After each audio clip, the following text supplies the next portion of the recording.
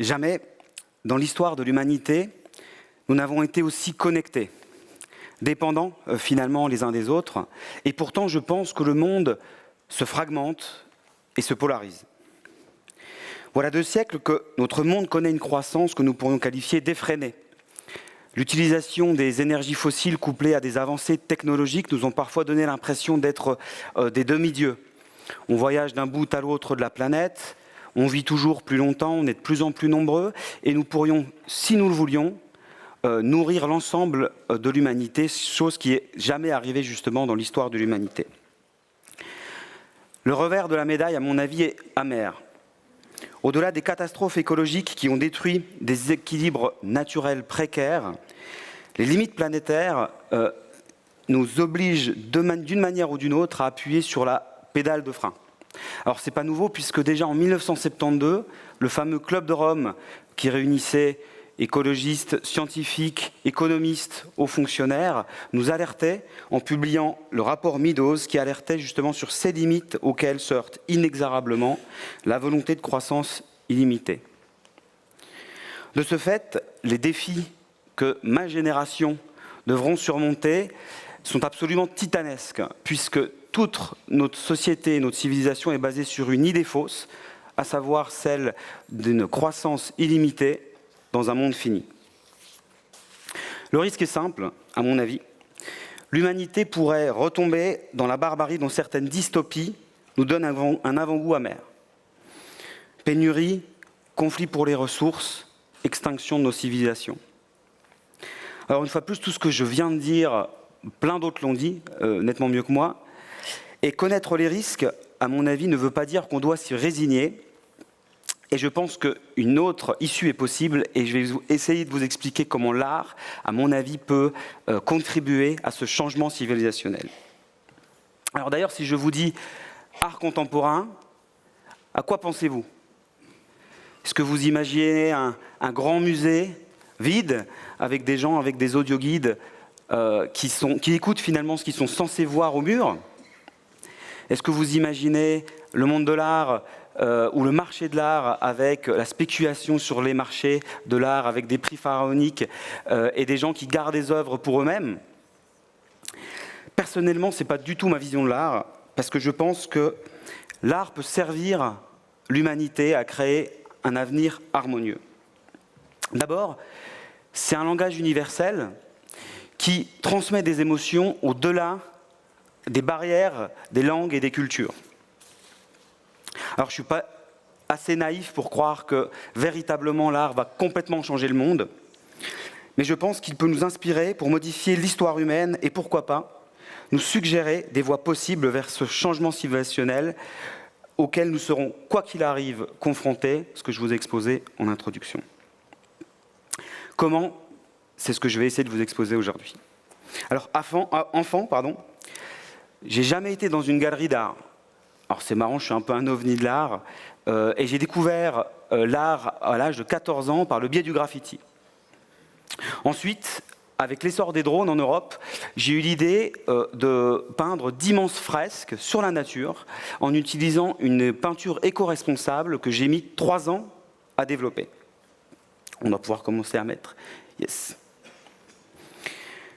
En 2018, j'ai vu un documentaire sur une association qui s'appelle SOS Méditerranée, qui sauve les gens qui tentent la traversée de l'Afrique vers l'Europe.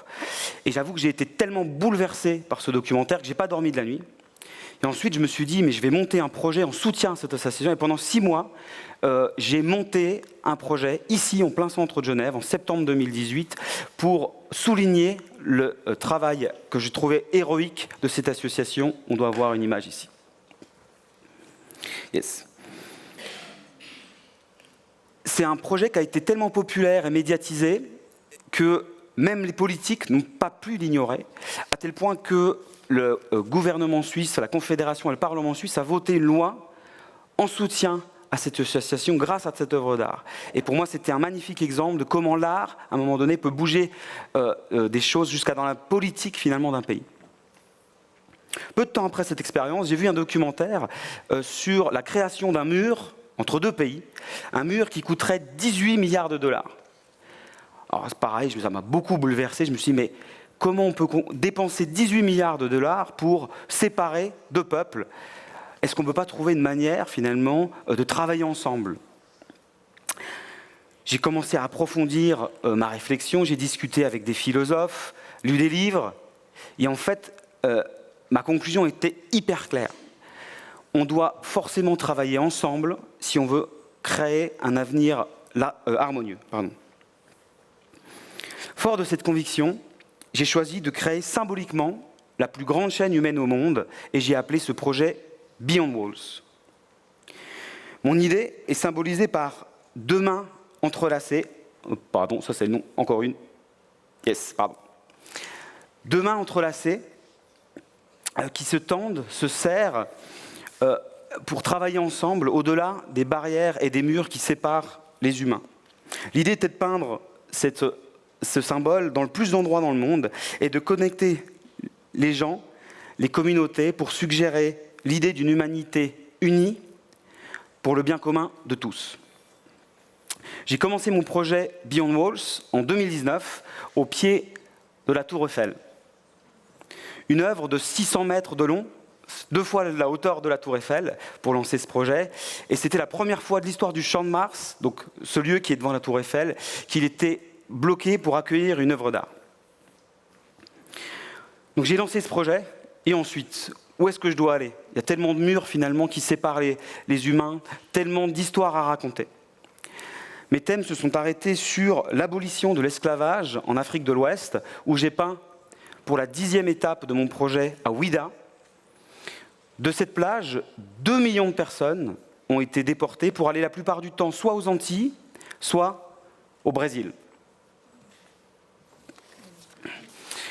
À Ouagadougou, pour la 5e étape de ce projet, les locaux m'ont fait une surprise. Le soir, j'étais en train de peindre avec mon équipe, et puis j'ai vu des lumières à l'horizon, et c'était en fait environ 200 mobylettes qui venaient nous faire une surprise. Je pense que les locaux ont compris finalement mon message, ce que j'étais en train de faire sur place, et se sont réunis autour de la fresque pour l'éclairer. Il va y avoir une image. Et encore une. Pour moi, c'était incroyable parce que finalement, j'avais l'impression qu'en apportant mon œuvre, les gens ont répondu à ce message et on s'est retrouvés tous ensemble autour d'une œuvre, partageant finalement le même message. Mon avis, c'est le pouvoir de l'art. En Côte d'Ivoire, pour la 6e étape de mon projet à Yamoussoukro, le prêtre et l'imam local se sont rencontrés pour la première fois, alors que ça faisait 20 ans qu'ils étaient voisins et ils ne s'étaient jamais rencontrés. Et une fois de plus, c'est le pouvoir de l'art, c'est l'art qui a permis cette rencontre.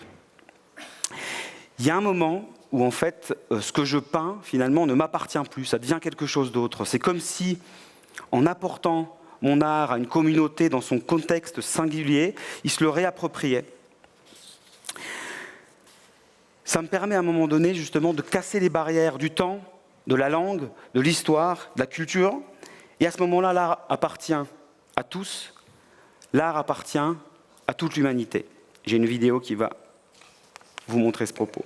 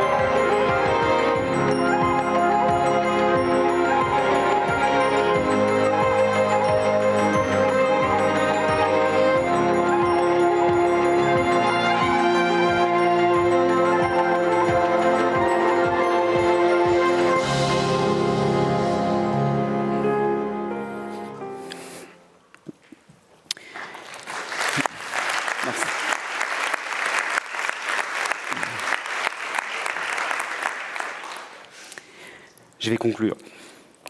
Quand j'ai commencé mes peintures massives en plein air sur l'herbe, je pensais qu'elles partageraient un message qui pourrait transcender toutes les barrières. Aujourd'hui, je voulais partager avec vous cette expérience que, en tendant la main avec mon art, de nombreuses personnes ont répondu à cette invitation et ont tendu leurs mains en retour. J'ai été submergé de gratitude de voir à quel point partout dans le monde, les gens et les communautés ont répondu à cet appel. Alors je sais que mon art est modeste, le chemin à parcourir est encore immense, mais sa portée et sa force ont néanmoins été entendues de Nagasaki à Rio, du Bénin en Asie, etc. Ainsi, le symbole de l'entraide et de la coopération de Beyond Walls a surmonté les barrières culturelles, linguistiques, ethniques, économiques ou religieuses pour unir les hommes dans un projet commun, celui de construire ensemble un monde plus humain, plus commun et plus pacifique. Merci.